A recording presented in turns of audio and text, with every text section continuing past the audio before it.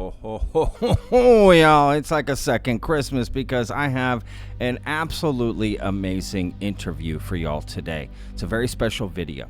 I sat down with someone that goes by Missileman online. Now, he remains anonymous because he works in aerospace and holds a clearance. We get into the physics of UFOs and a few other different topics, right?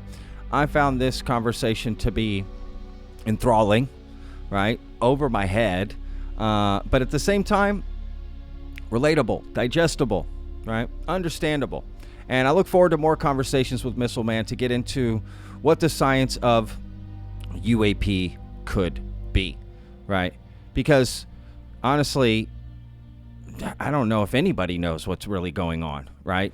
So recently, Missileman joined the team over on the Jesse Michaels channel, American Alchemy, right?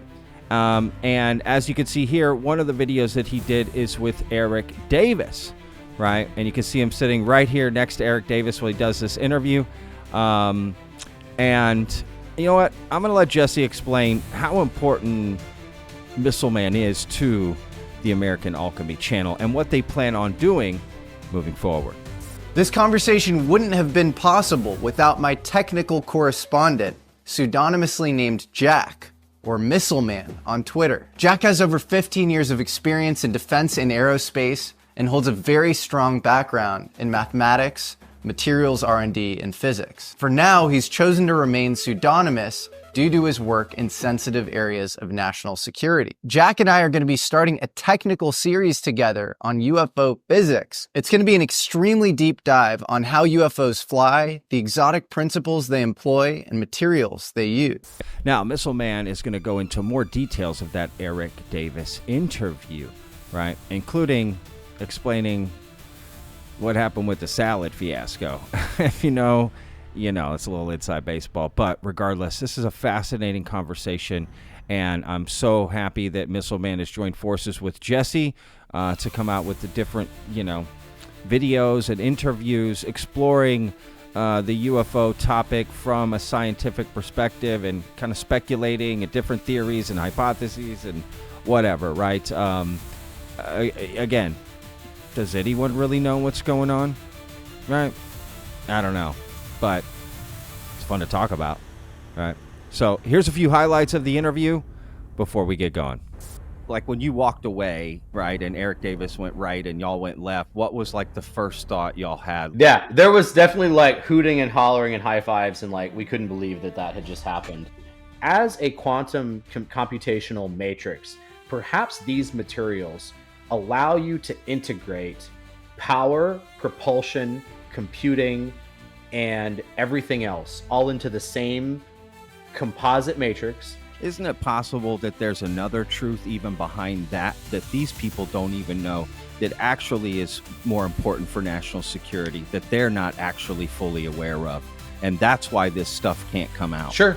And them coming out isn't actually helping America at all. Was the one that walked through the actual ecosystem of the program and implicated specific people in charge of White House Office of S&T that named the person. Well, Davis sent me that article a couple of weeks before the interview. What does your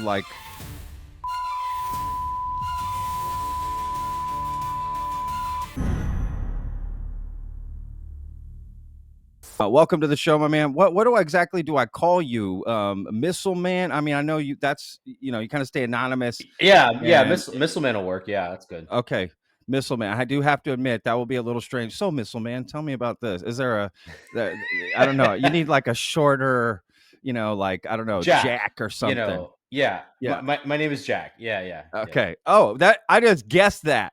How crazy was that?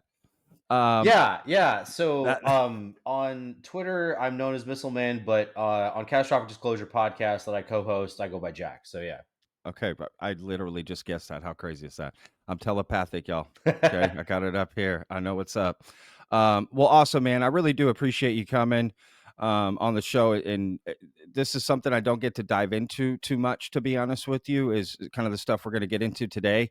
And I first learned about you, I think it was in this interview you did on the Jesse Michaels channel with Eric Davis. I believe it was after the Soul conference that they had this past November in 2024, and that got released. I remember seeing it, go, oh, that's interesting. Who's that guy? And this is an interesting Yeah. conversation. And I guess let's kind of start there. Like, I know, and then you did that one with Bob McGuire too, where you guys did an interview together. Yeah. How did you get involved with Jesse Michaels and kind of helping him co-host some of these shows? So I met Jesse at the first Soul Foundation symposium in 2023. Yeah. And I didn't really know who he was. I was a little ignorant of the broader UFO community. I sat and talked to John Alexander for 30 minutes and didn't know who he was. Like, that's how clueless I was about like the broader, celebrity, micro celebrity UFO culture at the time. And Jesse had overheard me talking to somebody else in industry, because I come from defense industry, and he wanted to get my take on the Byfield Brown situation, the Townsend Brown story. And we talked for a few minutes, and then this other guy comes walking up, and it was Kurt Jamungel, and I didn't know who he was either. And so we're just having this conversation about Byfield Brown and the technology. And so that was our first introduction. And then Jesse and I interacted briefly on UFO X in the interim, and at some points he jumped into a space and we got to talking more about the technology aspect of things, and an area of material science technology I'm looking into called topological insulators. I'm a graduate student in material science, and it's a research interest of mine, and it's tied in with UFO technology in a way that we can get into in more detail later. But so we got a little bit deeper on the conversation then, and then we started chatting on Signal and decided to do a UFO technology series where we would go and interview these sort of fringe scientists that have contributed to this knowledge base in some way. But he wanted someone with a technical background that could sort of help shepherd the technical conversation forward. And so our first was Sal Pais, and that interview is still being developed and being edited. And then Bob McGuire, and then Eric Davis. And so the background with Davis was that I actually met Davis when I was in graduate school in 2011 at a DARPA conference. He was working OSAP at the time, but I didn't know it. Like, he didn't disclose any of that. It was a DARPA Starship Symposium. Sarfati was there. Jacques Vallée was there. I didn't meet Sarfati at the time until years later, but Sarfati was there, and Jacques Vallée was there, and Hal Puthoff was there, and a guy named Mark Millis, who was a colleague of Evgeny Podklanov, and Ning Lee was there. And, Millis and Davis wrote a book together called Frontiers of Propulsion Science, which is right here. And where is it? Here we go. And Right they did this 2009, 2010, where the same time frame the DIRDs were being written. And it was many years later I discovered that my graduate advisor wrote one of the DIRDs for Hal Puthoff on neutronic fusion. And because that was the research that I did in grad school with him. And so I had corresponded with Davis for like a year or two, and then that was it. I went off into industry and did something else for 15 years. Davis went off and did his thing, and then all of this started spinning back up again with David Grush going to Congress. Well, obviously first with Lou and then with Grush, and I ended up getting tied in with Soul and all of that. The Soul Foundation put all of the speakers and attendees in touch with each other, and so I was able to reach out to Davis and asked him if he'd be interested in sitting down. And the first day of the convention, we got together for a quick lunch and kind of mapped out what we wanted to talk about. And I brought up the book and I said, yeah, let's use this as a reference and all of that. And then the second day in the afternoon for the lunch, I kind of just threw it together at the last minute. I was like, hey, Gerb, do you want to help me do this? And like, hey, catastrophic disclosure, like my buddy Fenrir, do you want to help me put this together? And like, as we're walking Davis from the auditorium to the media room where we're supposed to do interviews, we just collected a couple of other people who were like, hey, can I fly on the wall? Like, you can use my camera. And we were like, yeah, sure. Awesome. So we get in there, and James Falk from Neon Galactic was there interviewing Matt Ford. So he had this camera already set up. He had audio already set up. And so we just added, and we had like 3 or 4 cameras and a bunch of shirt mics and table mics and stuff. And so we ended up with a pretty decent AV setup. And we basically just went around to everybody at the end. And I said, look, because Jesse wasn't able to make it. So I had gotten like a media access pass with Soul being like, hey, I'm representing like the missile silo, and I might help out with John Michael Gaudier. I might help out with these guys. And by the way, American Alchemy wants me to interview Eric Davis. So Jonathan Birdie and Soul kind of were like, yeah, you can use the media room, no big deal. So we set everything up, and we thought we were going to have about 15 or 20 minutes of his time, and then he had to go talk to somebody else.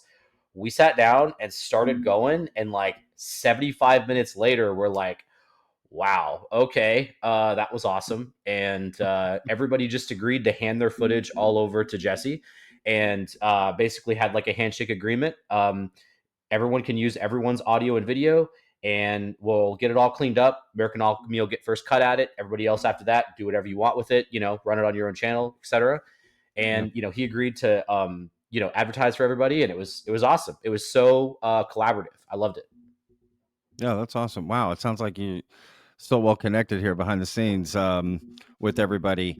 Yeah, what are your thoughts about like Jesse and how he runs everything? I seem to like the guy a lot, to be honest with you, and how he Oh yeah, produces his content, right? yeah. My first time seeing his content, I was like, wow, this is really really well produced. Yeah. And really accessible, and obviously the channel has a lot of attention and gets a lot of followers and everything like that. And it wasn't until we met and spoke at length about like his vision for how he sees his role in helping facilitate this process that I was really inspired to collaborate together and to put out stuff together, because I knew that I could trust the way he wanted to put the material together. He wasn't going to present it in a way that was kitschy, or he's got his. I mean, that man is probably one of the most knowledgeable Thomas Townsend Brown biographers living in the world today, even including Paul Shatskin, who wrote the book. And he was. I realized I could trust the way he was going to compose information, even if it was from an entertaining perspective, sort of an infotainment. It wasn't going to contain misdirection. It wasn't going to contain clickbait type stuff. It was going to go to the heart of the matter. And I mean, the Bob McGuire interview is just full of incredible information. The Eric Davis interview is really well put together. They edit it extremely well. I just couldn't say enough nice things about how professional his staff is. So, No, that's awesome. Yeah, no, that's great, man. Um, what has been your how much you know about Vetted, like in me?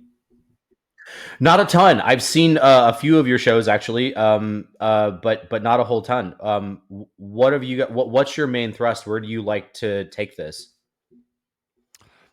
To be honest with you, it's been a journey. I don't know. I came in Yeah, with one idea, nothing to do with this community or anything. And to be honest with you, my life online started pretty recently, like in the pandemic. I'm an ex-chef. I worked in the restaurant industry for 12 yeah, you were years, telling me. Yeah, Yeah, nice. yeah. I've lived in 3 different countries, worked for all kinds of chefs, worked in, like what I call like actual work. I don't consider this work. This is so easy, sitting in air conditioning and like talking in a mic. Like this is nothing compared to the type of work I used to do. Um, High pressure, just different. I can't kind of approach this in a entertainment, if I'm being honest, just kind of, I don't know what's going on. This is just a topic that always Sure. interested me.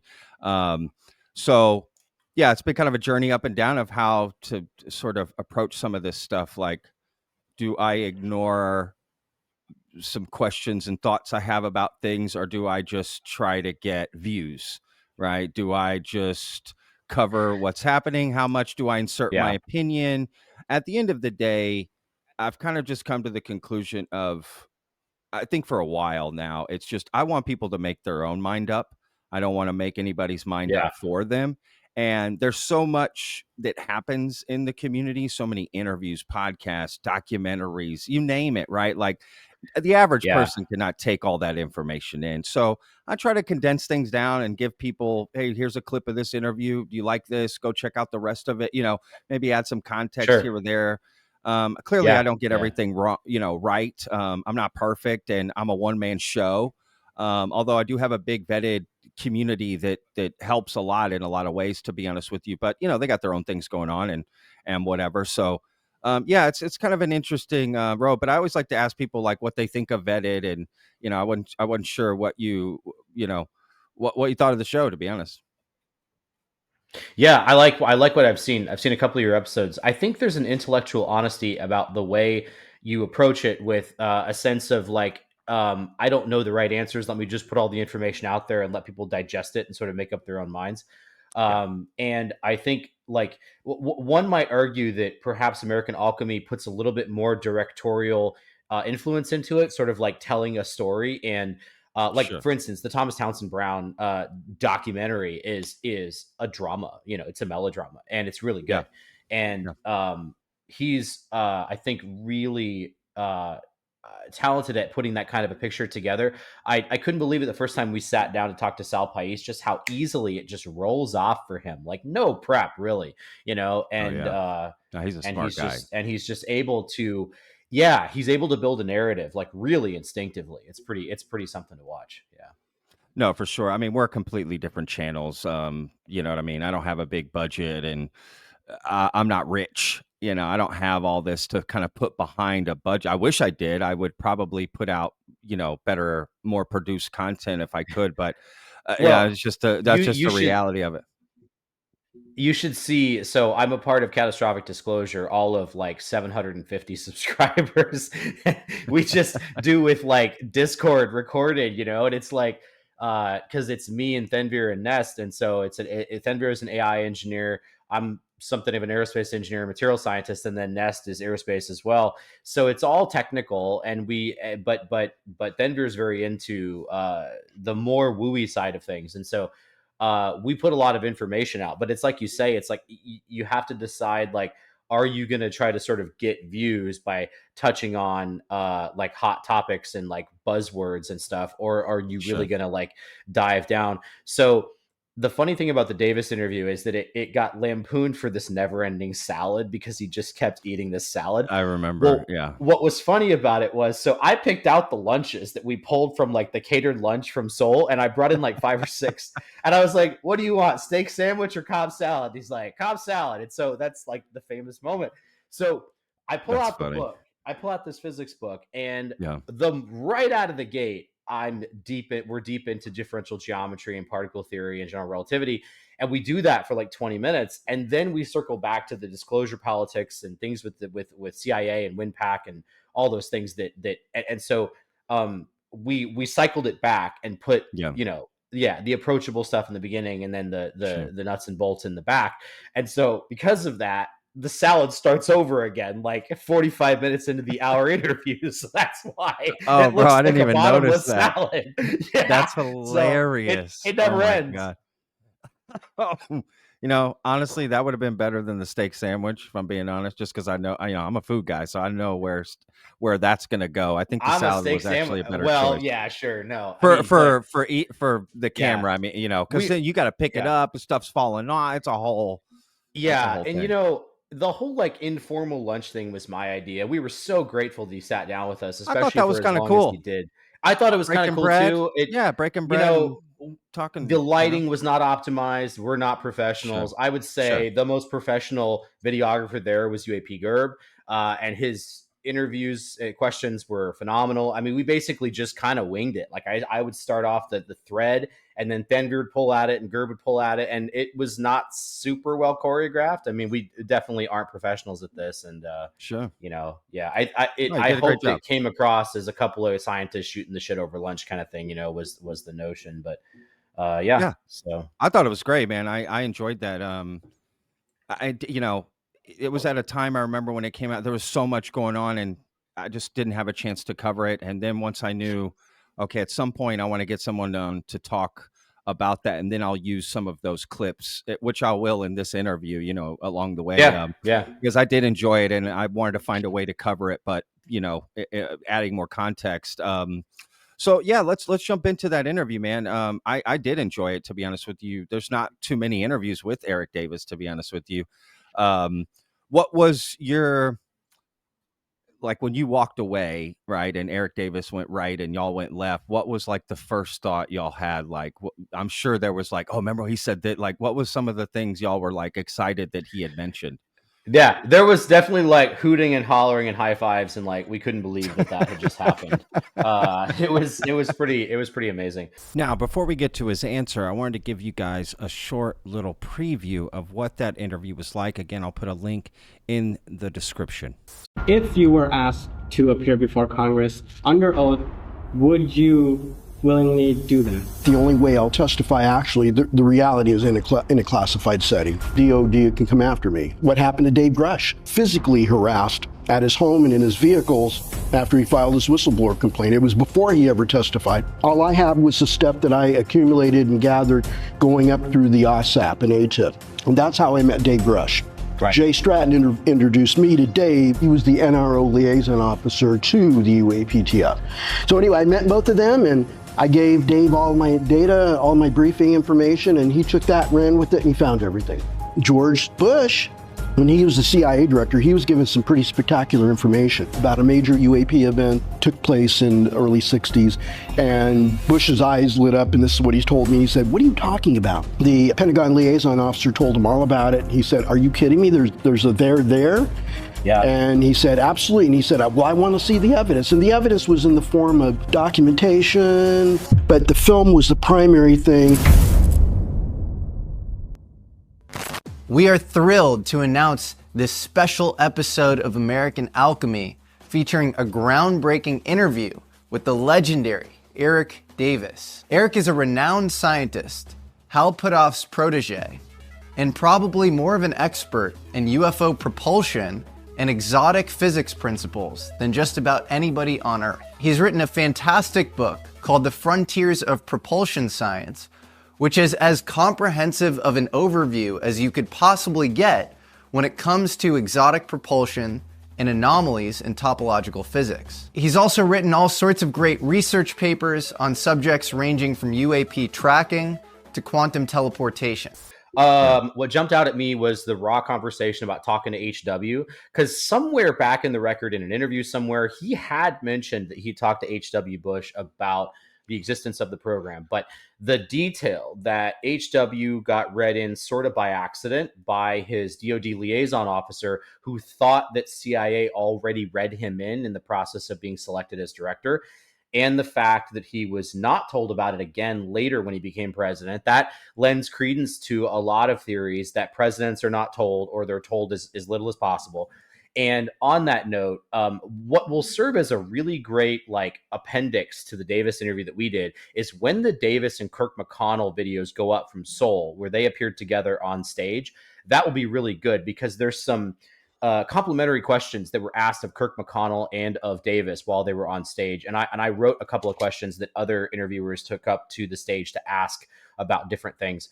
And one of those being this question of how much are presidents told. And I think what McConnell said was essentially, if there's like an issue, if there's an event, if there's something that requires executive level decision making, that's the degree to which they will inform the office of the president. But what's really you can kind of think about is like, who decides what that threshold is? Like, who decides that you need the president to decide on something? I mean, sure. What if the thing that's happening is by virtue of some shit you just did that was real shady? You as in program leaders, as in gatekeepers or whatever, you're going to go tell the president there was a shootout because you shot down a UFO and there's 6 dead guys. You know what I mean? Like, they're going to be incentivized in that situation to not break the seal on telling the president for the first time if some shit goes really sideways.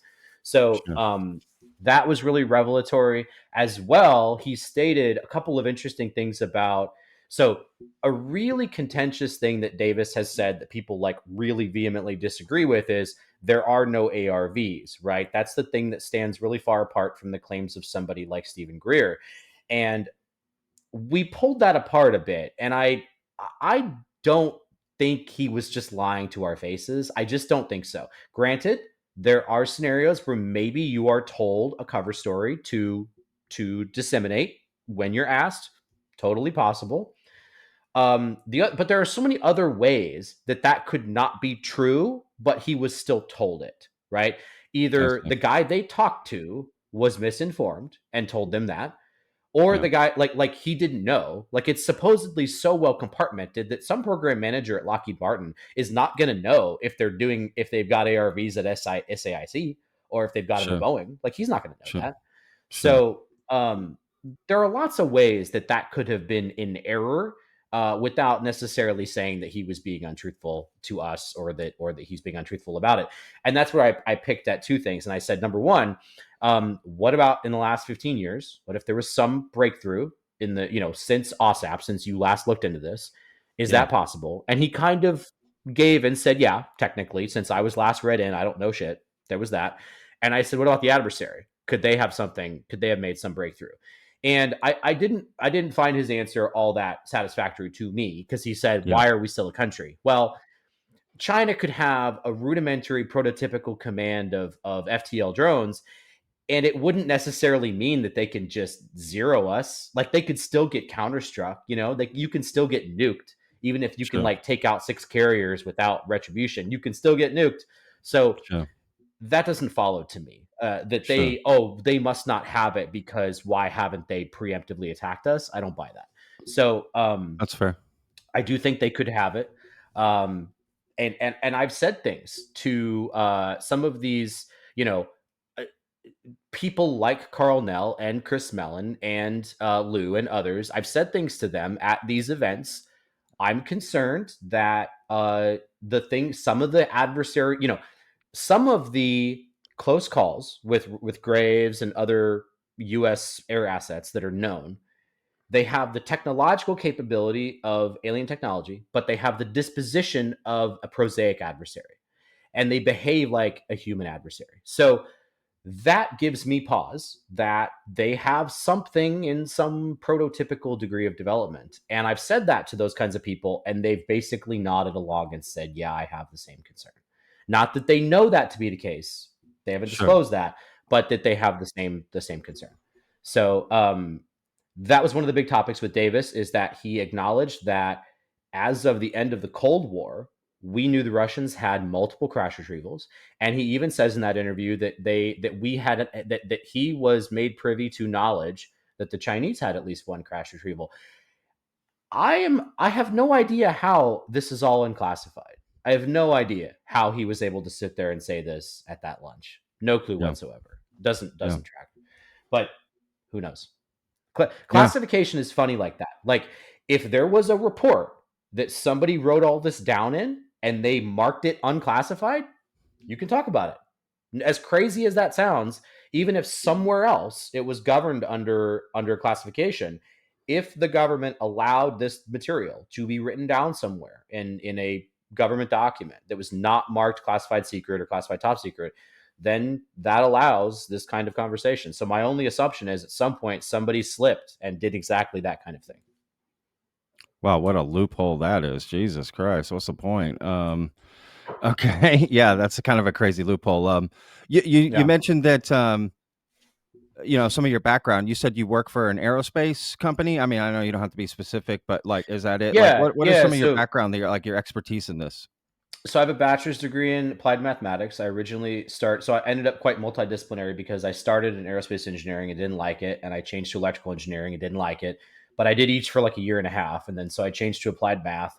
And I had a minor in aerospace, minor in physics, minor in English, minor in philosophy, and then I went to graduate school and got a master's in aerospace engineering. But my graduate work was in plasma physics, and my research was in pulse fusion, and that's where I ended up going to a conference and meeting Eric Davis and other folks, and they were doing like OSAP type activities, but also others in civilian sectors. So like Dr. Sonny White, who's with Limitless Institute now, he was with some other organization then.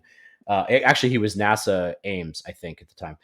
And so I graduated and I went out into industry and I did satellite stuff for a while. And then I got into missile stuff and commercial space. And then at some point I was able to make the sort of parallel move into R&D. And so I currently do like material science R&D in missile defense sector. And about a month after Soul Foundation last year, sorry, 2023, I went back to Stanford and had a face-to-face with Gary Nolan, and I already knew a fair bit about material science, but not nearly to his level. He's a world-class scanning electron microscopy expert and materials characterization expert. And I had a long conversation with him about the Council Bluffs data and arts parts and this stuff. And sort of, I had read already a couple of papers that implicated a class of materials called topological insulators as being germane in some way to how we think some of this technology works, which are also relevant to spintronics and quantum computing. And I can get into I can give a quick 5-minute spiel as far as what that all is. But it compelled me to go back to grad school. And so I'm pursuing first a master's and then a PhD in material science currently, about to go into my 4th semester. And it's going great. And, I'm sort of juggling the full-time job and the research and the technical commentary that I do with the podcast and UFOX and all these kinds of things. So Sure. yeah, that's my background. No, right on, man. And I guess so you have a clearance with the government? Yeah. Right on. Is that why you stay anonymous? Yeah, mostly. Yeah.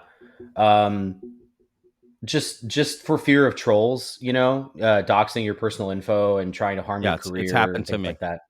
I've been doxed and my address, all my background information, everything put up online. Yeah, I agree, man. It sucks. It's a horrible part of this community, to be honest with you. Yeah.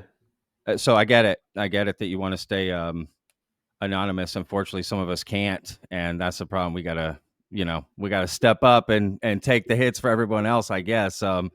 But no, that's cool. I totally get why you would want to stay anonymous, to be honest with you. And maybe in some ways I wish I would have, but I just didn't know. I don't come from that world. Like, no chefs are anonymous. You don't go to a restaurant and like you don't know who the chef is and what's going. So I don't come from this cloak and dagger world that I've had to step into. That's so odd, beyond belief, to be honest with you. What was your sort of introduction to, I call them UFOs still, but I'm sure the correct term is UAP or whatever. I still call them UFOs. Any chance I get, I still call them UFOs. Yeah. Very, very early, actually. So my dad was a double E in the defense industry as well, and used to travel to Vegas for work, and actually saw the original George Knapp reporting about the Bob Lazar story, like when it happened, it happened in 90. And came home and told the story, and was just like, my dad was a big hobbyist in electronics, and he was an inventor and a polymath, and he had 5 different careers. He was an architect, an electrical engineer, and all these different things. And so I was way into Star Trek and Star Wars from a very early age, and basically had decided, like, I'm gonna figure out FTL from the time I was like 8 years old, 10 years old. Like, that was my passion from very early on. Really? And when I was, and so the university I went to and the advisor that I chose was specifically because he focused on a certain area that I wanted to work in, and had like this amazing time in grad school publishing and doing this amazing thing. And it was during a real downturn in aerospace, and it was right around the time the shuttle was being retired, and the follow-on to the shuttle, I think it was Constellation at the time, was really not well formed, and it ended up like never taking place. It never existed. A really good friend of mine that I graduated with, friends since like childhood, went to work on the shuttle for like a year before it was retired, or a year or two or something like that. So one of the last guys to actually work on a shuttle team as an engineer.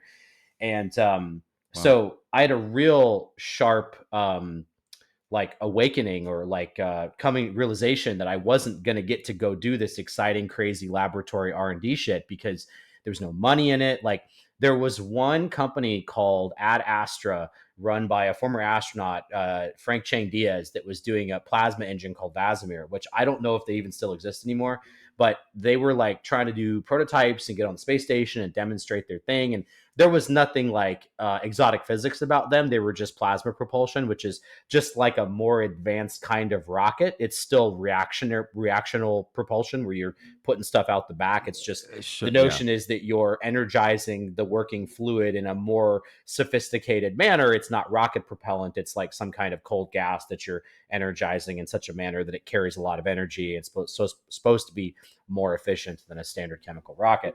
And that's kind of like all there was. And there was like 7 people at that company. I mean, it was not a place to go get a job. And Yeah. so like, you know, Blue Origin began to spin up and SpaceX began to spin up, but they were only hiring like 30-year SMEs at the time, subject matter experts, because they were trying to build their base. And so there really wasn't anything super exciting to go do in aerospace at the time. So I just went into industry to a typical prime and did satellite stuff for a few years and ended up hating it and being really tired of it. And so moved over into more standard defense missile stuff and got to work on some really amazing programs related to ballistic missiles and ballistic missile defense and hypersonics and things like that, and solve some really awesome problems and do some stuff that almost nobody in the world does. And yeah, it was pretty cool. So I like what I'm doing. Yeah, no, that's awesome. Have you worked on anything UAP related yourself? I'm sorry, you broke up. Have you worked on anything UAP related yourself? UFOs? No. No, we don't touch anything like that. Like that stuff is so buried that I don't think you can even go looking for it. You know what I mean? Like there's people have asked me that before, like, is there a way you can sort of ask around? And Yeah. even classified, like even top secret projects that are black projects but not UAP related, you can really like set the wrong tone by asking to get involved in something you're not in. You know, you have to be kind of careful. Like Sure. to appear to be too eager or too interested in finding out what other people are doing in certain parts of the industry, not all parts, but in certain parts, that can really like make people look at you a little funny. You know what I mean? Well, of course, they're wondering like, why do you want that information, right? Like, I get it. It's Right. like a red flag, right? Like, who are you Right. trying to get it for? Like, why do you care? Absolutely. There's a bit of an assumption that like if you're needed, they'll come find you. Not Yeah. in not in UAP related programs, but just in black in projects, general, you know. Yeah, no, I get it. Kitchen runs like that too, man. Yeah. You don't just go talk to the chef about whatever the fuck you want if you're a line cook. Like that's not how it works. There's they'll Right, call you when right. they need you, right? You don't and you don't That's a step good out of your example. station, Yeah. right? Like you work your Yeah. station. You don't Yeah. go over to Garmager and say, hey, what's going on with it? No. That's not how it works. So I get it. I mean, on a different scale, but yeah, no, I totally get it. And that makes sense. I'm sure the urge is there to want to add, right? Personally, I'm sure you want to, dig around if you could, if you're interested in it, right? Yeah. I guess the urge is there. When occasionally I've had 1 or 2 people on Twitter DM me who are in defense or aerospace or getting ready to be, and follow my posts and see that I'm defense and want to know essentially how to look for it, like how to keep Yeah. their eyes open or what to do. Sure. And I always say, number one, just keep your background clean to where you have no bankruptcies, no debts, no drug use, none of that, so that your top secret, so that the first time you get a chance to apply for a job with a top secret SCI, you're free and clear of any concerns. You can go take a full poly, because so there's like there's a secret clearance, top secret clearance, and then there's top secret SCI, and then some jobs, particularly like at Homeland or at FBI or at DEA, but even also in defense sometimes, definitely at CIA, definitely at FBI, will require you to take a polygraph. And there's a counterintelligence polygraph and a lifestyle polygraph, and then a full poly, which is like both of them combined. And the counterintelligence poly is kind of the normal, like, have you ever met with the Chinese intelligence service, And Sure. Lifestyle poly is like, did you ever steal music in college? And there are literally stories of guys that walk through their 4 years of stealing movies and music in college, and they don't get the clearance, or they don't pass the poly and don't get the job. Wow, that's crazy. I definitely wouldn't pass. I was in a band for years, and I definitely fucked around in my 20s. There's no question about that. With my other musician buddies, I'm sure there's no way. And there's a lot of talk of funny. there's a lot of talk of modernizing that situation because polygraphs aren't even allowed in court anymore. They're considered really pseudoscience-y. Like they don't really Sure. work, so to Sure. speak. I mean, Yeah. I had an interesting conversation with a clearance investigator who himself had a top secret SCI and had been border patrol, and he had a bunch of guys who would fail their poly because what he would tell me is he'd have real conservative, buttoned up, straight laced guys, maybe Mormon or something like that, and they would immediately ask him like, "So what kind of porn you jerk off to?" And the guy would just like lose it, and like every vital would like shoot through the roof, and they would just do shit like that to mess with people, and it would just be like Of course. done, gone, forget it, Of course. I would do So the same I thing think if they I need was to, asking those questions. Hit them where they're not yeah. thinking about it, right? You gotta, if yeah, the, absolutely. Yeah, there's a polygraph subreddit where there's like horror stories about this, and then there are a number of moderators there that are like former investigators that like have Yeah, given the poly that are trying to like help people not be terrified, and sure. it's interesting. I think there's much more intelligent ways to go around about background checking people, especially because I don't think the current system works all that well. Like you got people like you get Snowden and Jack Teixeira and like Yeah, we're clearly not really scrubbing for like an ideological sympathy with the adversary's motives. And sure. so I think there could be like more problems to come from like Jack Teixeira type folks that just like Sure. dump a bunch of stuff on the internet. And so Yeah, I think like not only does the poly not work scientifically, but it's not it's protecting not national foolproof. security all that well. And so Yeah, that's right. yeah, And so I yeah, think, it's like the example I've heard is that American airports, TSA, would do this whole line, take your shoes off, take your belt off, all that kind of horse shit. And apparently yeah, at Ben Gurion International in Israel, they don't do that at all. They got a couple of guys at the front gate with AKs, and they kind of watch everything you're doing, and they watch your eye movement, and they're trained to look at body language. And then inside, there's another group of guys, and they're trained to look at something a little different. And they're just trained to like, do you look like you're up to some shit? Do sure, you look nervous? Do you look sure. sus? Yeah. And these No, days, it's I'm a sure good there's point. lots of facial recognition software going on too. But I mean, it's kind of scary, but maybe necessary, like a necessary evil. I mean, I understand that. And at the end of the well, day, you can only go so far to vet somebody and make sure they're going to be copacetic, right? That something can change after that happens, right? And that's probably what oh happens yeah, most of the time. They get cleared, they're living their yeah. life, and just you're not paying attention to them anymore as much, right? You don't have a magnifying glass on them, and they just start taking in the world. They have their own life experiences. They meet somebody at a bar, whatever. They see something on Yeah. TV. The internet Now gets involved. interestingly they did change something, and this is all public information. They no longer update your clearance investigation at some regular interval, like 4 years or whatever. It's now this continuous vetting system where they basically have a bunch of triggers out in the world for like if your name appears in court paperwork or whatever, and it just Uh, procs and you just like yeah. get called up and they renew your Hey, what's up investigation with if they this? catch something. Or It yeah, Exactly. They basically just ask. It's like it's say you go through debt settlement or something and they just see your sure. name pop. They just like want to know like, "Hey, are you good? Like you taking care of this?" It's not like the end of the world necessarily. No, that makes sense. Yeah. And I think financial struggles would be a huge area to focus on with somebody if they have that kind of clearance, because that's leverage against them, right? Even hate to say it, but Mhm. just, an unhappy family life, right? As well. So things that could be leveraged against somebody. I mean, I get it. That's a whole nother. I mean, with as many people as we have in the government and as many people as we have with clearances and not just working for the government, but, private companies, probably like yourself, right, too, like how to keep track of all that and make sure everyone's cool is I can't even imagine the workload that is for the government itself, right? Like just to protect itself basically on every level, not just the borders, you got physical, you got the internet, like it's just, my God, it's so overwhelming.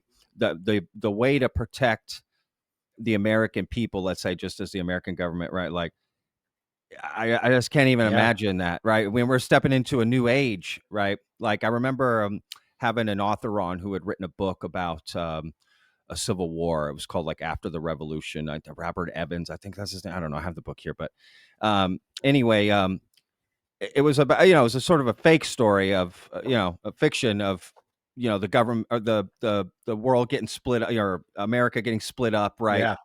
And Yeah. post-apocalyptic, that type of thing. And we had this conversation, I remember, about, well, what does a civil war look like now, right? Does it I don't know if it looks like the South and the North and muskets and fighting and and it's this side and that's, it's like the idea of a civil war looks different now because we're in this digital age. And I think warfare looks different now, and therefore security looks different now. And that's a whole new realm that we're entering with AI and drone technology and all this stuff. Like, how do y'all, like, what, I know you know a lot of people behind the scenes and all this, but why do you think that the government is sort of hiding crashed, advanced technology from another species, right? Not even humans. Like, what makes you actually believe that has happened and is happening? This is a really good question because it actually came up in a post the other day. I was only, I don't know, 80 or 90% sure that crash retrievals were real and all of that until like 24. And I arrived at that level of certainty just from having consumed and digested like things like Jacques Vallée's books and stories from well, first of all, David Grush's account and Lou's account, and essentially just realizing that there were a bunch of people who were not only incentivized not to lie, but they were probably incentivized to not tell you and incentivized to not actually come out and say what they had said because they gave up a really cushy life with a great salary and a bunch of benefits and just kind of Sure. like bombed their own life, carpet bombed their own life. I mean, when I saw Kirk McConnell on stage, 37-year SASC veteran, top secret SCI for probably before I was in middle school, who just like watching him on stage being asked questions about his knowledge of crash retrieval, he was like squirming down into the chair because we're so not used to this idea of notoriety. It's like, I don't know how Lou does it. And there are some times when I saw him in DC at the hearings, like when they came out, where you could kind of tell he was like, holy shit, I just did that. Like even though he had already had interviews, he'd been on TV. I mean, sitting in that room was really, really something, was really intimidating. And I actually kind of acquired kind of a newfound respect for congressmen that I'd always been extremely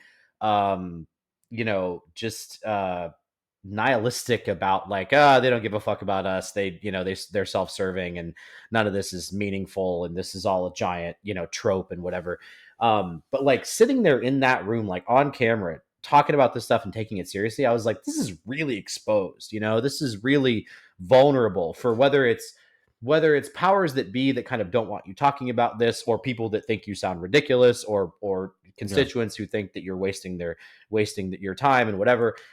It's just really exposed. I couldn't get over that. So I would say, like, not to point at any one single event, but the degree of seriousness that the number of really serious people, David Fravor, Carl Nell, David Grush, Lou Elizondo, Chris Mellon, those kind of people who have acted in a manner in which they're completely convinced it's real, based on a lot of knowledge they have that's not public, compounded with, this is the other side of the coin. For about a year, after I got this book, I decided I wanted to go back and inventory every publicly known attempt at gravity manipulation technology or physics that I could find. What do we know that was complete horseshit? What do we know that has not been totally vetted? And what is like the bleeding edge that we're thinking about right now? And where are maybe there's some sensible paths forward? So for instance, that podcast that just went up, the Eco Futures, the National Science Foundation and DOE thing that Hal Puthoff and Larry Forsley were talking on. Have you listened to it yet? Yeah, man, my video today was about that, actually, that I released today. So weird weird kismet. I met Larry Forsley at UAPDF's private event after the hearings, and we just nerded the hell out on lattice confinement fusion and a bunch of other stuff because it turned out he knew my graduate advisor and all kinds of things. Brilliant guy, and the degree of seriousness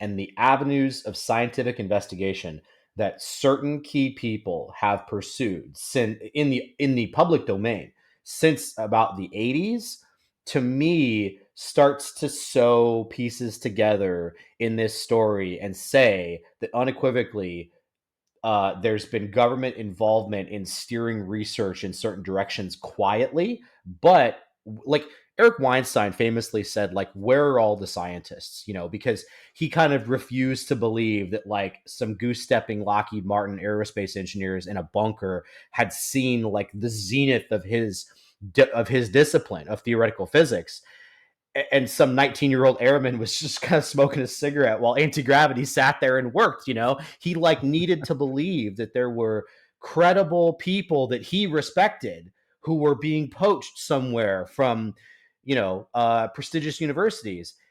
I think that's been going on. I think they've just been working through UARCs, the university affiliated research centers that get DoD funding, and they've been working at their universities. And many of these UARCs have SCIFs. They do. They're like on site. They have classified facilities. I've been to one at USU. And so they don't need to go to an Air Force base. They don't need to go to Lockheed to do some of this classified research. There's a way to do it, in a way that's more local and just right out in, sort of out in the open when it comes to, there's certain math and science and physics and chemistry that could be incredibly germane to like a really sensitive classified project, but to a completely uninitiated, non-technical person, you wouldn't have any idea that that's what you're listening to, Yeah. That's interesting. Your answer kind of grew there because at the beginning it was kind of like, well, why would this person lie? But honestly, that last part you're kind of saying it makes a lot of sense, to be honest with you. I don't know if I've heard that explanation before. And I think it's a composite picture, right? I Yeah. think that when you ask 100 different people from like say UFO X and they give all their different answers, you could tweeze through all those answers and find like kernels of objectively agreeableness that others would agree with. And the moment you start sewing together that composite, you get to a point where it becomes more of a strain on belief that there's some convoluted explanation other than this, something else that's not this, that explains all these things without it being NHI, UAP, landing, being retrieved, being reverse engineered, I mean, there's a lot of threads there. I don't even know if we have the time. I definitely have a lot of pushback on this, to be honest with you. Just my gut reaction to hearing some of this, because I think, well, there can be other explanations for all the things you said. So it doesn't necessarily mean that it's that. But let's just start with like, let's say, okay, so in your job, right? You're working R&D at this aerospace, like, right? You're trying to work on something physical, let's say a missile, right? Or whatever, right? Some sort of propellant, right? Would you go in and test certain things because, well, Joe said it'll work, and why would he lie? Right? No, you need to see like actual evidence that it has nothing to do with a person. Does that make sense? So like, right. that seems like a Yeah. stretch to jump to. Well, yeah, we definitely have alien tech, because why would all these people lie? I mean, people lie for all kinds of reasons. I think if our You best piece make of an excellent evidence, point. sorry, yeah, go ahead. Well, I think the problem we have as civilians in the public sector is that we're not able to see the information behind the wall that these people are making their public decisions based on. Sure. And so in your example, yes, granted, I would not take somebody's word for something. I'd want to see the artifact. I'd want to see the by the artifact I mean like the report, this the test, whatever it is, because there's no reason I can't see it. But in this situation, I guess the reason I say why would they all lie? It's not necessarily why would they all lie. Why would they all behave in such a manner that, according to their internal decision making, only makes sense if they're convinced it's real?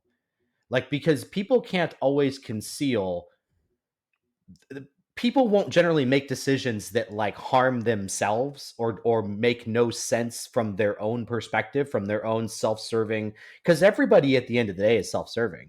So if the actions they take appear to only make sense if these things are true behind the scenes, or I should say, if they're convinced those things are true behind the scenes, they could always be wrong. They could always be in error. You know, people point at Grush and say, "Oh, I believe he saw documentation that claims such and such." I think there are problems with that, but you know, at the end of the day, I think their actions tell the story that they think it's true.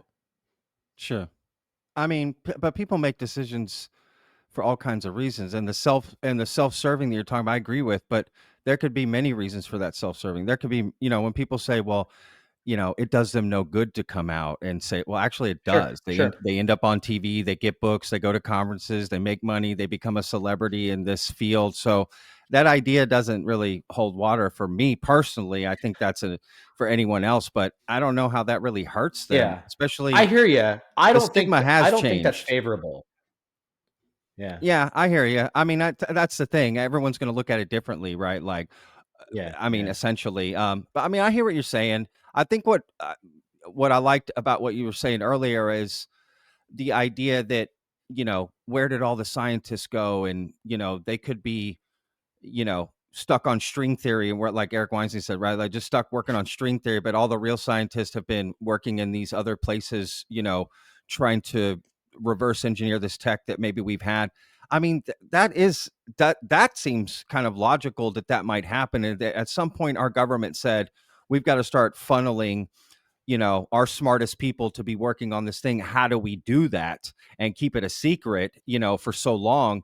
I mean, there would have to be this massive undergoing to basically lie to the American people and lie to the scientific community. And I think if there was a way for that to happen, that kind of makes sense. So I guess basically at the end of the day, your conclusion is you think that we have this stuff, but you don't know if we have this stuff. Correct. Oh Am yeah, I am yeah, I that's right? correct. Okay, yeah. Yeah, Yeah. And and that's fair. I to think that's a fair yeah, point to make. I wanted to pull on something you said a moment ago. I actually don't think the government has funneled their best scientists to this project. I Right. think they have sent the ones that are adjacent enough to the military industrial complex security infrastructure that they're considered trustworthy and reliable. I think that they have put security first by a Yeah, lot, that way makes above sense, to be competency. honest. Yeah, that Like makes if sense. it's possible. So it's always been it's Bob McGuire said in our interview that Carl Sagan like had an NSA contractor badge. Okay, so there's always been this theory like, did Carl Sagan secretly know about the program? Does Neil deGrasse Tyson secretly know, or Stephen Green, or whatever? Are any of these guys sort of on the payroll and they're keeping quiet, whatever? It's Yeah. always possible. I also think, though, if you're one of these program managers, going and soliciting some extremely visible, extremely famous in their discipline string theorist like Michio Kaku or something carries a Yeah. lot of risk, because if that person were to flip on you, they have an enormous microphone or megaphone to Yeah. blast the truth from. They're very Sure. visible and notable. You can't really destroy them. You can't really disappear them very easily or without much risk. So I Yeah. think that probably the thought is one scientist is as good as another if I can be certain that I trust him because he's had a TSSCI for 20 years. And so they just grab the closest person at hand that's got a decent set of credentials. And I'm not saying they're terrible necessarily, but they're not going to be people that anyone's ever heard of or are famous in any way. And so that's where I think like Ning Lee and I've done a couple of long threads on X about Ning Lee and Doug Torr and Jose Vargas and Larry Smalley and some physicists that all got together at University of Alabama Huntsville in between 95 and 2000 and worked on the superconducting anti-gravity or electrogravitics type work that they were doing. And Yeah. then, of course, in 99, Ning Lee left UAH and founded AC Gravity, and Larry Smalley, her department chair, went with her. And so from 99 to at least 2003, she was gainfully employed working at Redstone Arsenal, which is the Army facility there in Huntsville. That it's like U.S. Army Missile and Aviation Command headquarters or something like that. It's where the missile age was born and where NASA was born and all those things. So in Huntsville, NASA Marshall and Redstone Arsenal formed this conglomerate where there's lots of classified work that goes on at NASA Marshall, and there's lots of NASA work that goes on at Redstone, and there's on Redstone there's Boeing and Lockheed and Raytheon and Northrop and SAIC. In fact, when I went to Huntsville for SCU in May of last year, we decided we wanted to drive down and see all of the contractors. And there's this boulevard called Explorers Way, and it's unbelievable. It's unlike anything I've ever seen before. It's Boeing and SAIC and KBR and BAE Systems and just one after the other. There's like 10 of them, huge facilities, each one just like for miles down this Wow. boulevard. It's a crazy city. There's reportedly like a shitload of counterintelligence from other countries that goes on in Huntsville. I would never want to live there. I got an email once from I get a lot of emails, but one time I got an email um, from a professor in Huntsville there. I can't remember what university is there. I don't know, but all he wrote was like, "Hey man, love your show. We all watch it. You're doing a great job." And I was like, "What does that mean? Like, wait a second. Am I doing your bidding? Am I not? Am I doing like the opposite? You need me?" Like, I was like, "What the? I don't even know what Yeah. that means." Very interesting. Yeah, Huntsville, right? Like, no, I get it. Something I was thinking about when you're saying you make some really good points, and I gotta be honest, this has been such a cool conversation so far with what we're talking about, and I do want to get into some of the stuff you're working on. But one last thing before we move on, I guess 2 points I'll make. The point you made about they're not necessarily picking the best, but like the person they can trust the most, right? Like, and it's essentially, I mean, I'm sure you said it more eloquently That's than me. my like No, interpretation. That's my yeah, guess. yeah, and I like that because I'll tell you why. There's a theory in um, the industry I used to be in. I always take everything back to the food industry, and when you're going to hire, let's say, a waiter, or bartender, or line cook, or something, even at the highest levels, because I worked at the highest levels, right? That you can't, not like, I'm not talking Red Lobster shit, you know, you typically would want somebody to come in who didn't have bad habits, meaning they didn't learn this stuff in about, you wanted someone fresh that you could Sure. teach them this stuff. If they had the capability to Yeah. learn, that's all you wanted. You didn't necessarily need them to know anything. In fact, you preferred that they didn't so that they could learn the way you wanted them to. And I could see that applying to what you just said, right? In the sense that we just need smart people. They don't necessarily have to be XYZ or what have done these things or even gone to school. If I'm being honest, we can bring them in, teach them what we need to about this thing, and but we trust them. They're loyal. Right. They'll Right. maintain this security for us. And I think that's a great point. Right. Another thing I would say is, you know, I think the most important thing for the American government at the end of the day is national security. And in my opinion, the American government would do anything to protect national security, right? And I do think that it's possible that even all these people coming out saying all this stuff, if they believed what they were doing was to protect American people and the American government, I think they would lie about all this stuff at all costs, and it wouldn't bother them. They would sleep just fine because they know they've got a duty and they're following through on that duty.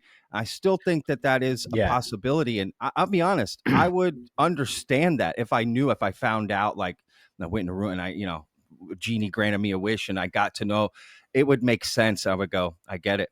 I get why you're doing this Yeah. now. I didn't Yeah. understand If before, they're doing a but duty. now I get it. Yeah. Yeah, I would understand. And I would honestly say, thank you for doing this, because you're getting called this, that, you're talking about these crazy things out here that aren't true, but that it helps protect, the technology that we're trying to create behind the scenes. And I honestly could respect that, but I also understand they will never be able to say that. They will never be able to come out and Right. tell that truth. Yeah, and it may be a mixed bag, right? That's Yeah, where it gets really absolutely. confusing. Is That's very there true. may be elements of someone's story that are genuine and elements that are passage material or fake or whatever. Because, for instance, if you have someone like Lou or Carl Nell talking about the exact technological bases for how these things work, I don't really think that patriots like them, who actually still have government posts in the case of Carl Nell, would sit there and tell the adversary exactly which technological pathway to go down. I don't think they would do that. I So, agree. not every letter of what they're saying is necessarily true. Um, I do think that there's an element here of, so Carl Nell talks about technology surprise.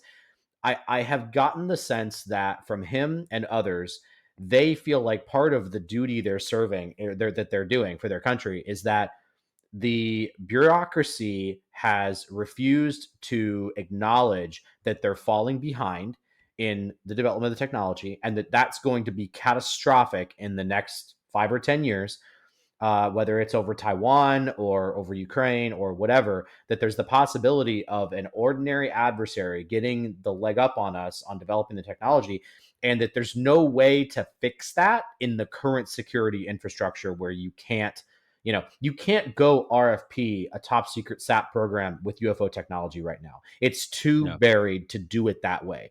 Even though that's like right. Lockheed develops, so there's a program called the AIM-260, which is an air-to-air missile that Lockheed's developing. The entire program is sapped. So that means that like you can't go online and look at congressional budgets and see like how much they're spending year over year. But the broader world, the mill world, like mill Twitter, they know it exists. Like people know about it. That's a normal top secret program.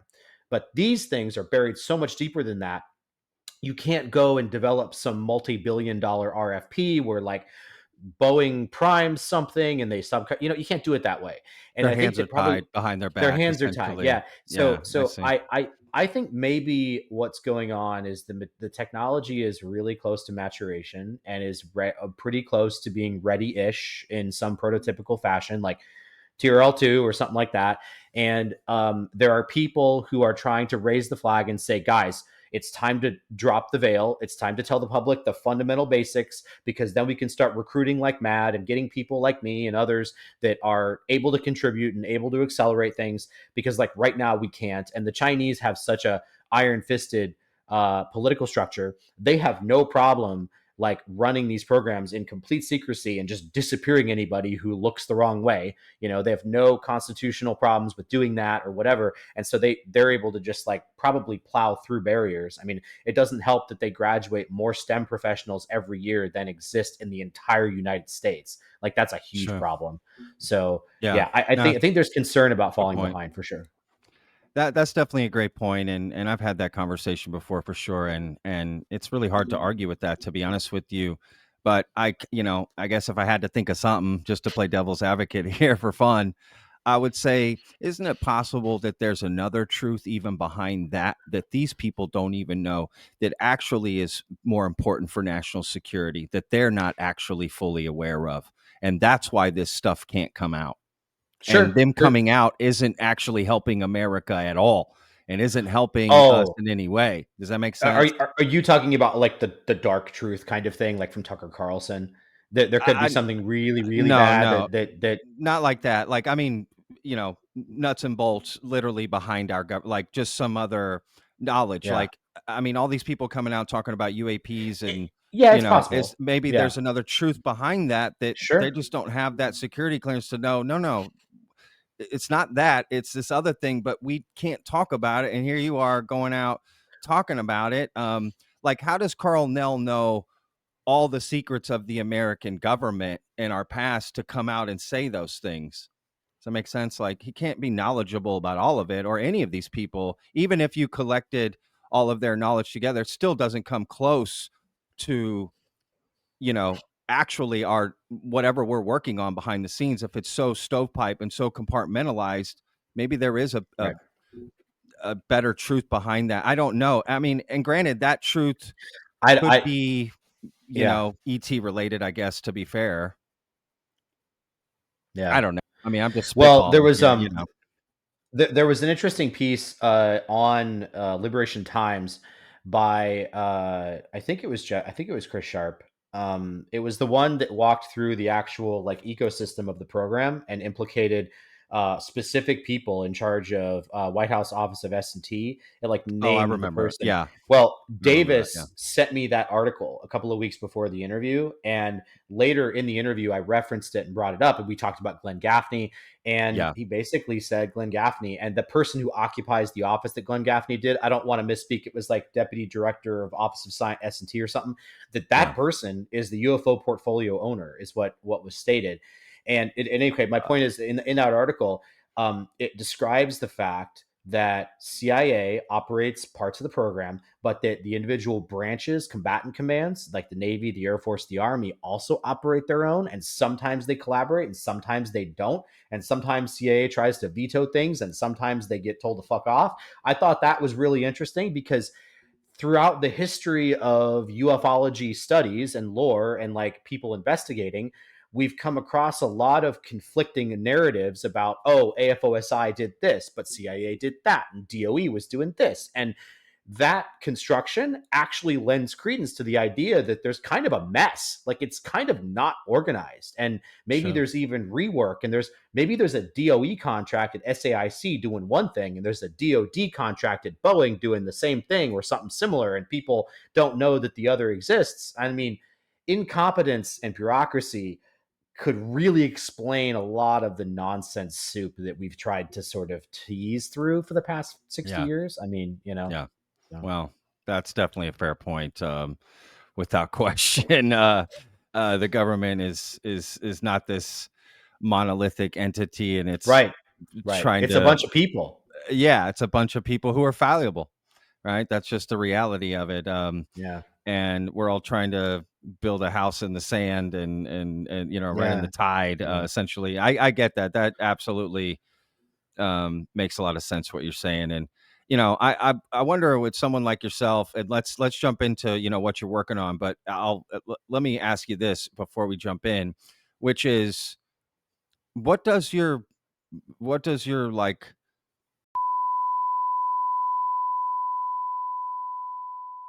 this part of the interview with Missileman, I actually had to cut out at his request. I take that very seriously when a guest comes on, and if at the end of the episode they want to take something out, I respect that entirely. And in fact, I take it so serious, I will be taking what he said to the grave. I will not repeat that. I respect that very much, which is why I don't have anonymous sources and private sources and keep secretive, because I will hold it, right? And I don't want that burden on me. But this...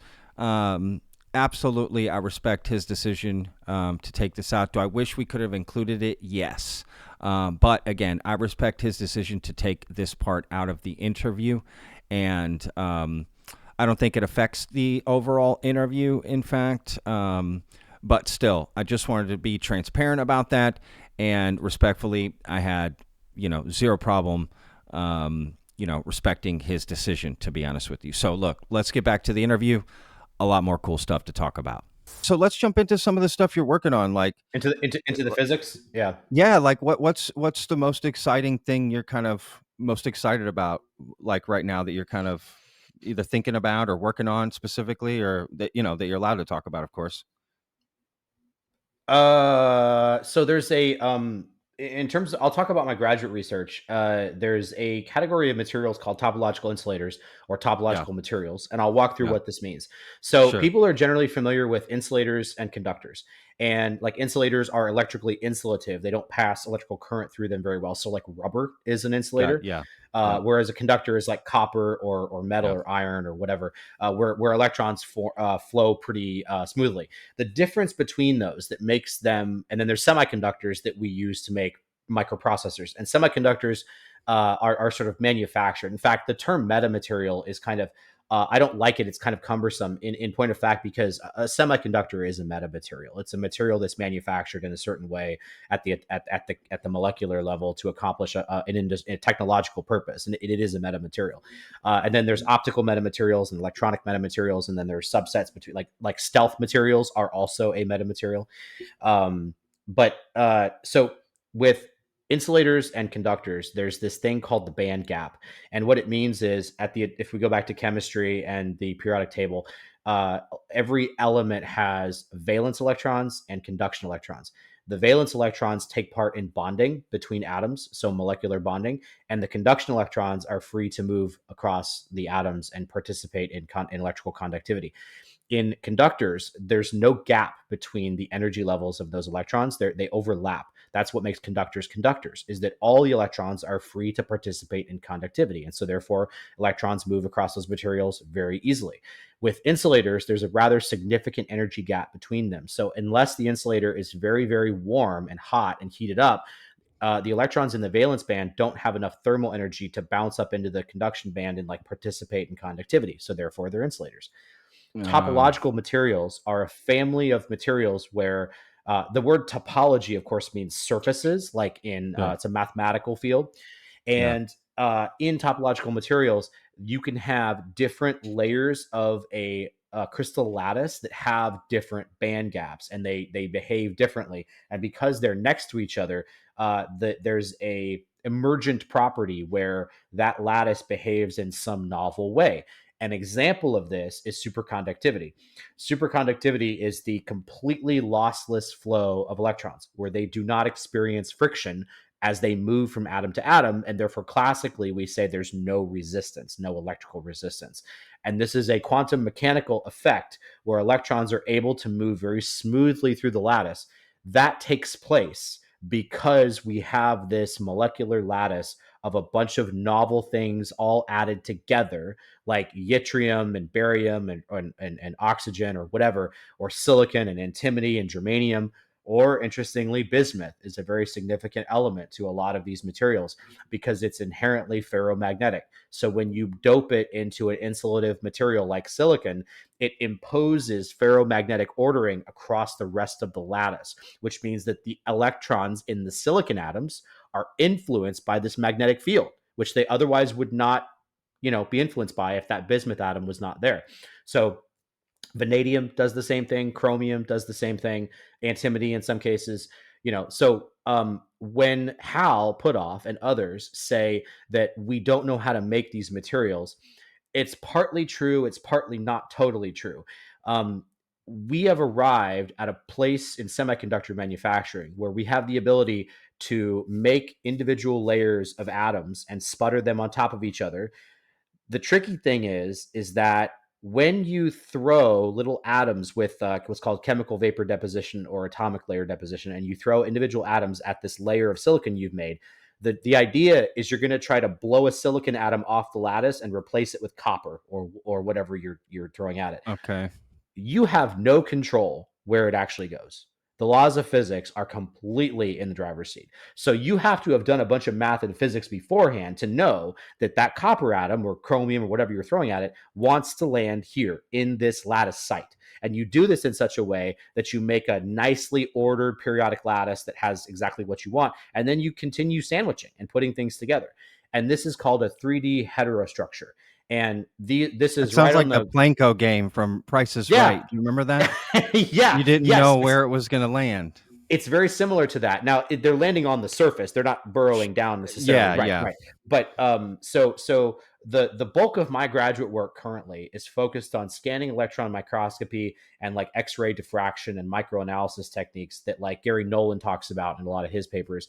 The reason being is that what has made a lot of this research go so utterly goddamn slow for about 30 years is that the ability to make this interesting thing that has all these weird maybe properties and then go study it and poke it and do stuff to it and then go back and look at it and see what it looks like now, every step of that process took like a year or two or more, because the ability to interrogate that structure at the atomic level and look at it and see that you made what you think you made, and then you did to it what you think you did to it, and something else didn't happen in between, like some asshole passing with his cell phone had Wi-Fi going off and it screwed with some of the electrons or some of the atoms or whatever, or like a speaker or something did something funky to it. Like you got to look for other ways it may have been molested, like, or adulterated in some way prior to, you doing your thing.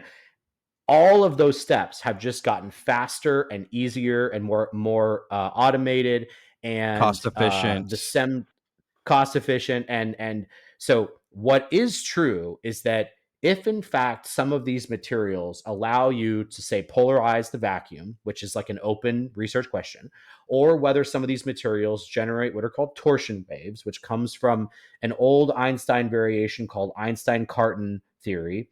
If those things happen, which are two pretty decent open theories of investigation for this kind of stuff, you would want to make that material and devise a way to look for that effect and measure it and conclusively be able to say that's what's going on here. And you've now observed like a new physical phenomena that was not previously observed. And that's a lot of what gets discussed on that episode 69 of Ecosystems Future. And it's largely what my graduate work is. I'm interested in building a sample like that, but we don't understand what needs to be there yet. We don't know, like, okay, I need silicon, then I need germanium, then I need bismuth, then I need antimony. Sure. That's what we don't really know. Is It the sounds like language of it? it The sounds like vocabulary. making a bechamel sauce. I bring it all back to it's like the perfect combination It's of not unlike cooking, actually. It's very yeah, similar. There's a formula. yeah. Everything you were saying, I was thinking, oh, those are all different ingredients and how it would bring them together for a Yeah. particular sauce or, Yeah. like the French, five main sauce. Like there's a way to do it and build them together. And if you don't, they break apart or it doesn't work, right? You've always heard of sauces breaking, or that's what that means. Like these Yeah. certain ingredients that Yeah. if they're not mixed in the right way and put in the right order of ingredients, right? It has to go this first and a Right. little bit of this at this heat Right. and whatever. Right. It builds a certain thing. Right. I guess maybe I was doing science for a long time. And I And didn't as a even know. matter of fact, there's an analog for that in this that I want to talk about for a second because it's fascinating. So Yeah. there's this term that has made the rounds, quasi crystal. It's important to understand that when you have copper, which is a metal, or like iron, Yeah. it actually forms a crystal. It is a crystalline material. Copper atoms or silicon atoms, they want to self-organize into specific geometric structures called a Bravais lattice. And there's 14 geometric Bravais lattices. If you start to add things together that are different than one another and they want to self-organize into different geometries, you can end up breaking the lattice and they become unstable and they fracture and they fall Yeah. apart. Or Okay. at the very least, they form these what are called grain boundaries. And you get one crystal grain over here and you get one crystal grain over here. And every crystal has grain boundaries. It's called a polycrystalline material. Only monocrystalline materials don't have grain boundaries or have very few.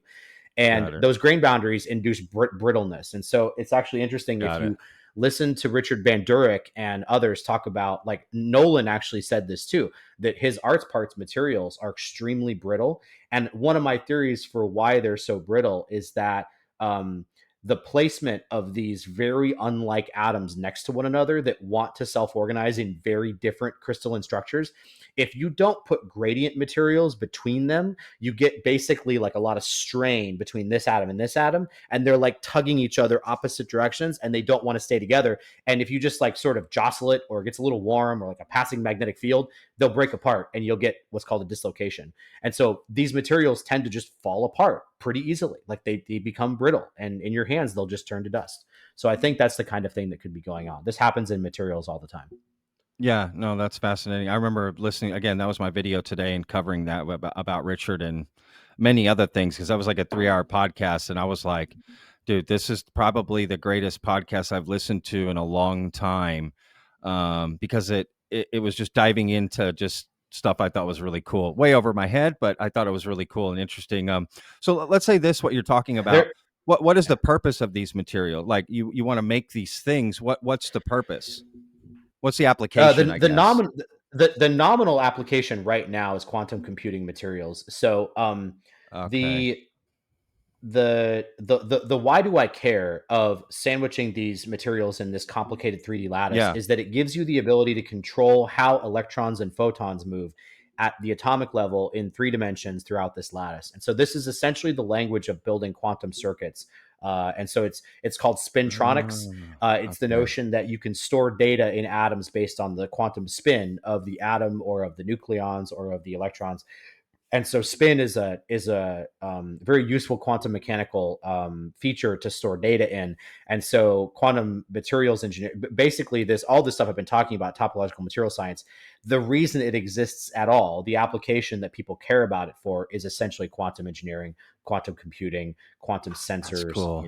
Yeah. That's so cool, man. Oh my God. I love that. I love that. That is so cool. And where that's going is Yeah. fascinating to think about. Yeah. That's really cool that you're working on that or thinking about that. Like, so if these materials, that people have found that allegedly are, extraterrestrial, as Richard said in that part, I'm just using his words, Hmm. like, Hmm. how do you think those materials were being used by these non-human, like as part of their craft, like the actual structure of their craft, or it's a piece inside, or what do you think those things are like? What's it So for? I was taking a physics of exotic physics of UAP propulsion online course with Dr. Matt Sadagas at I didn't he's a even know that colleague of was exist. That's it's taught crazy. it's taught through SCU, the Society or Oh wow. Scientific Coalition for UAP Studies. I took it earlier last year, and he's a Dude, great professor. And that he's a sounds dark awesome. matter. Yeah, he's a dark matter astronomer. He's a brilliant guy. He Wow. gave a podcast interview just a couple of days ago, actually, and he was talking about he was telling a story that Kevin You should Knuth send me and that interview. I would okay, love to listen to that. That would be cool.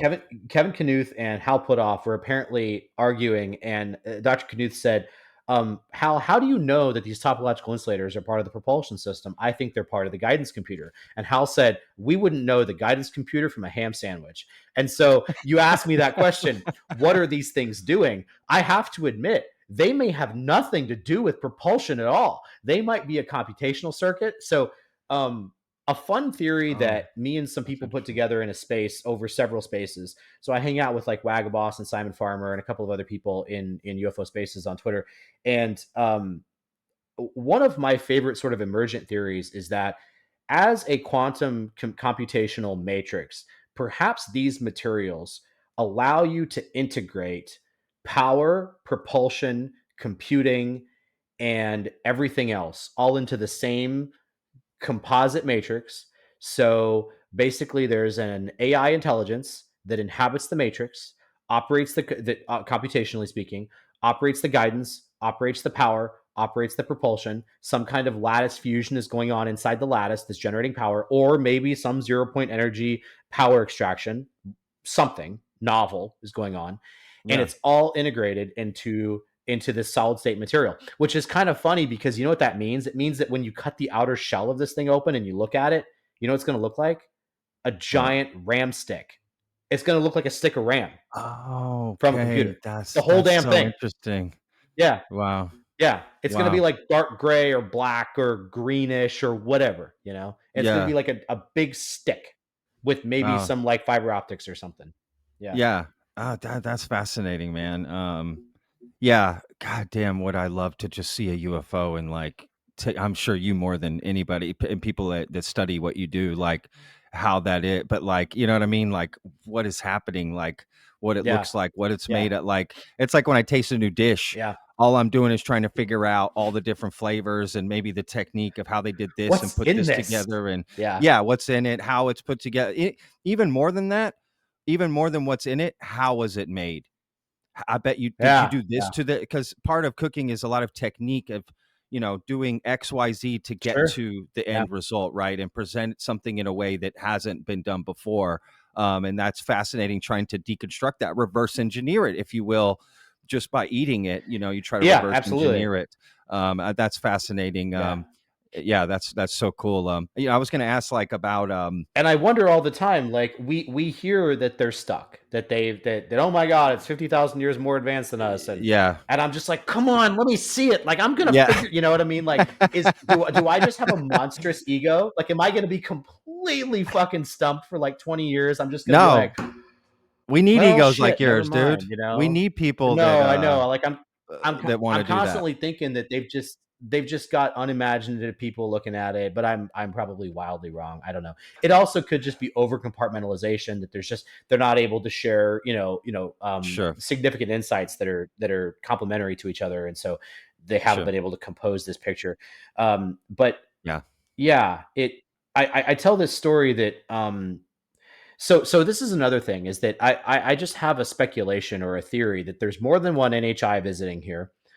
Some of them are probably of a physical nuts and bolts nature, and at least one is probably of a non-physical nature, whether it's some sort of a plasmoid life form, or maybe the plasmoids are really like a telepresence unit. It's like an Imperial probe droid, and so it's not intelligent. It's not it's not conscious necessarily, but it functions as like a transmission unit, through multiple dimensions or whatever. So there are things that are physical, and maybe things that, like, the moment you turn them off, they just stop existing in this space-time continuum. They just go away. They just phase out. There could be things like that. Even among nuts and bolts phenomena, I think there could be multiple stages of technological evolution. So you look at stories of the Roswell craft, talk about it looking like a manta ray, like it having an aerodynamic shape, like a normal vehicle.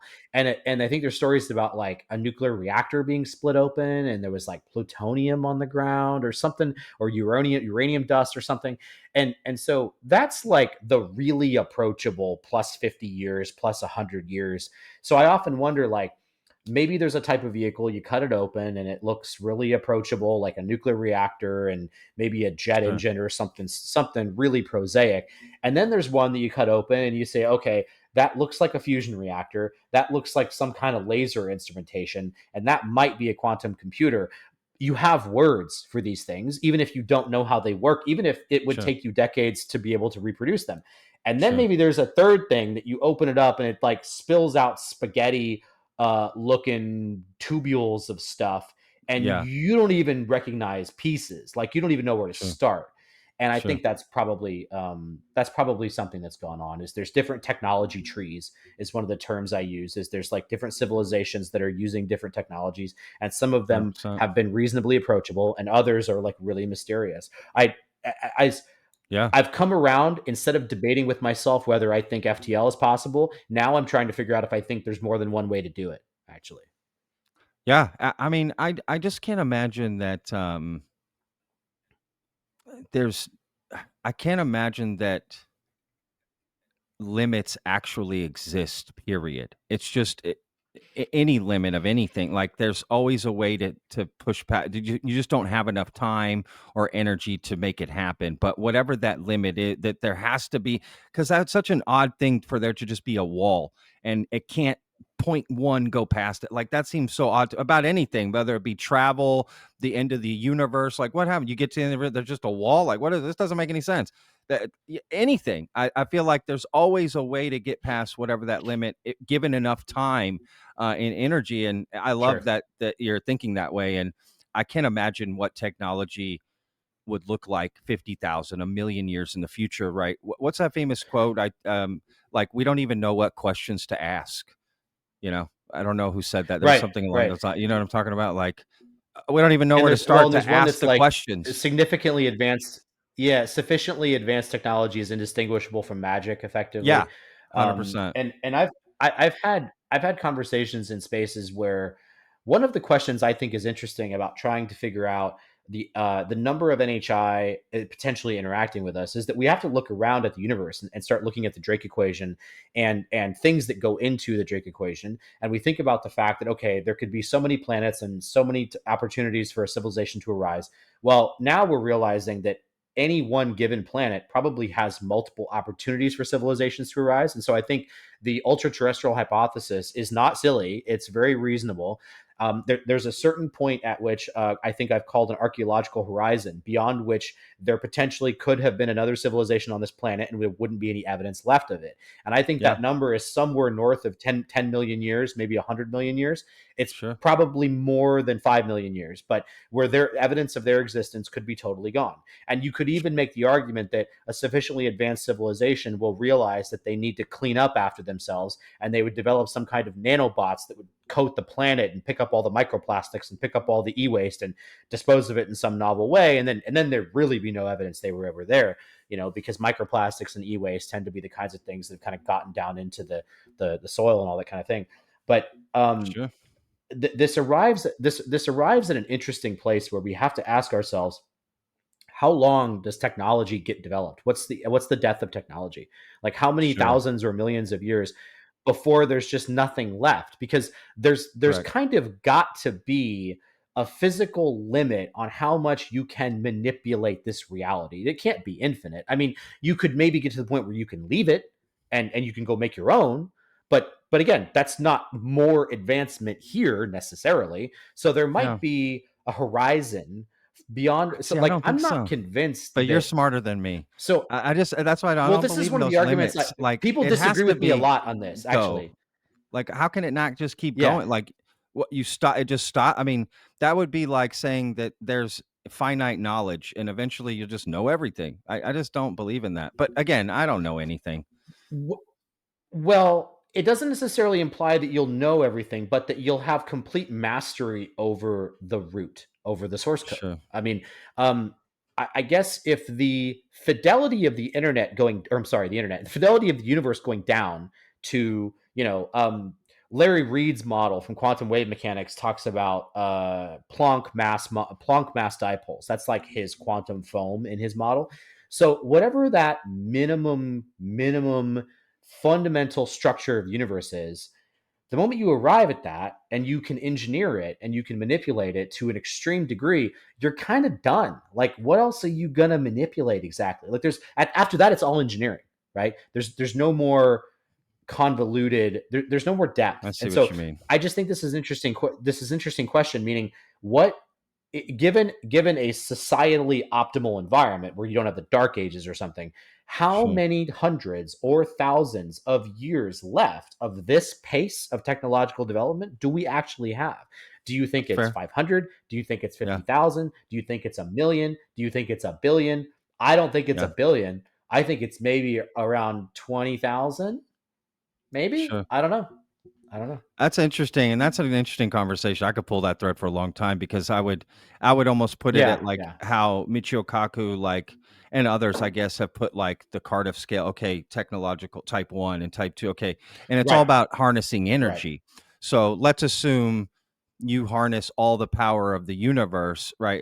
That's it? That's the end. But if there's more than that, then you could harness more than the whole universe, right? And if it keeps Right. expanding, then that means it keeps growing. Would that mean there's more energy, and wouldn't energy be more be created here and there? There's more to harness. I think Right.